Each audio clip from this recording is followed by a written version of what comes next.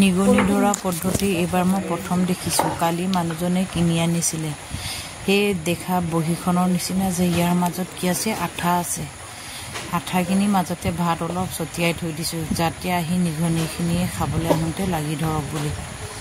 ঘৰত ইমানেই নিগনি আমনি কৰিছে, কাপোৰ কানি একো থ'ব পৰা নাই, খোৱা বস্তুলৈকো একো থ'ব পৰা নাই। এনেকৈ গেছ টেবুলৰ কিনাৰতে যোনটো পাতেদি নিগনি অহা যোৱা কৰে, এইডোখৰতে এনেকৈ পাতি থৈ দিছোঁ। কিমান লাগে চাওকচোন, 10 মিনিটৰ পিছত ইমান নিগনি লাগিছে। এইফালে 4টা নিগনি, আৰু ইটোৰ বহীত বা কিমান লাগিছে চোৱা হোৱাই নাই। ৰাতিলৈ বা কিমান হয়, দিনটোত কিমান লাগে চাওক।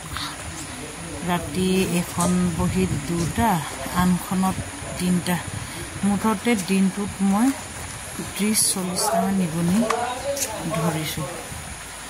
বেয়াও লাগিছে দিয়কচোন, নিগনিকেইটাক মাৰি উপায়ো নাই।